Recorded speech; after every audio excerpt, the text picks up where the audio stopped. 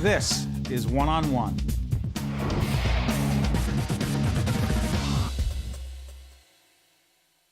Gary Shteyngart is the author of a book called Little Failure. How you doing? I'm all right. Where was the term little failure come from? You say in this book that your mother called you a little failure growing up. Well, the circumstances were these, that I graduated from Oberlin College, which is a nice Nice school. Marxist-Leninist kind of happy place in Ohio. And, they spent a lot of money on the education, and like all immigrants, Russian immigrants, Yes. they wanted me to become a lawyer. And I came out and said, I'm going to be a writer. And my mother visited my 100-square-foot, Lower East Side apartment with the giant water bug and all that. And she said, you are a failurechka, which is a combination of English and Russian, meaning little failure. So you came to the United States at the age of 7. Yeah. Okay?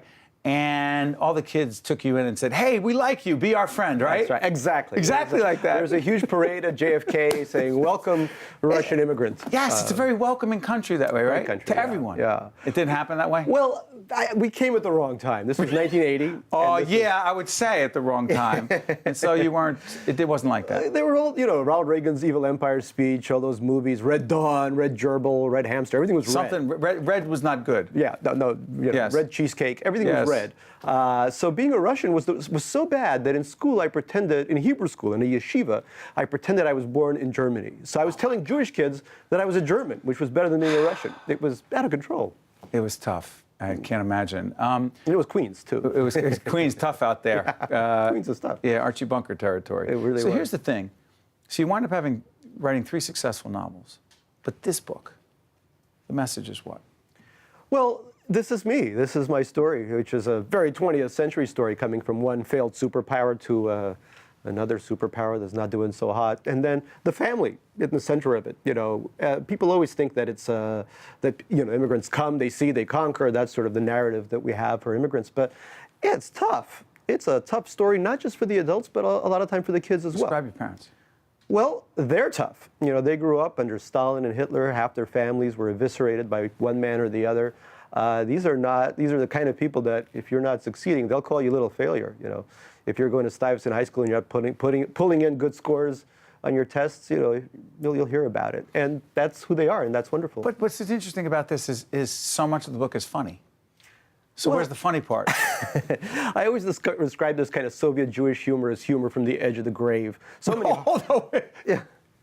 Humor from the edge of the grave? You're about to fall in, but you're having some laughs while you're sort of leaning in there, and then somebody pulls you back, hopefully. And that's the kind of humor I grew up with. There was endless Brezhnev jokes. It was all funny. At the same time, it was kind of miserable too. Let me ask you, did you know you had to become a writer? Since age 5, this is the only thing I've been good at. My grandmother, who was a journalist in Leningrad, asked me to write a novel for her. And she paid me 1 piece of Soviet cheese for each page I wrote. Yeah, I read this. She gives you cheese for every page? Even today, Random House pays me in cheese. That's you! That's me. That's me. My God. But that's older. But yes, from the very beginning, that's all I knew how to do. So I wrote a 100-page novel when I was 5 called Lenin and His Magical Goose, which was about Lenin meeting a talking goose and conquering Finland to make it more socialist. And she paid me. She was a diehard communist, so she paid me 100 pieces of cheese for 100 pages. And I never looked back. And I thought, my God, my grandma loves me because I'm a writer. And then, of course, what else am I going to do other than write? But let me ask you, as your grandmother was being supportive and giving you cheese for your writing, were you getting other positive feedback from your parents? Well, my father was a great storyteller. He used to take me out and tell me these stories that he called Planet of the Yids, which was about an entirely Jewish planet that was constantly bombarded by pork torpedoes sent out by these Slavs. Planet of the Yids. Planet of the Yids. And that was a huge inspiration because it was really funny. It was this satire on the global situation and the plight of the Jews, et cetera, et cetera, et cetera. So from him, I learned that one could be funny and tell funny stories. Yeah, the women high school, big for you? Not so big, no. I was a very awkward, small, furry immigrant. Wearing... A small, furry immigrant? I was sort of, waltzing around. I had these Reebok pump sneakers that, you had Get to the hell out of here. You did not. I tried everything. Did you Reebok not look pump around as to what you were supposed to be wearing? I was from the boroughs. I was from Queens. I had no idea. I wore this giant sort of Ocean Pacific sweater, like I was a surfer or something. It made no sense. Ocean Pacific sweater or You T-shirt. were only making it worse. I was making it worse. I had no idea what the heck I was doing. And women were not saying, hey, we want to be with you? My tagline was, because I had the pump-up sneakers that you had to inflate, I would say, "Hey, baby, pump me up." And Manhattan women would not. Please tell me you're making this I'm up. not. Manhattan women wouldn't fall for this. It was so sad. I wish I'd stayed in Queens, you know. Oh, this is beautiful. Did you interview, so your parents and all this, get to talk to them?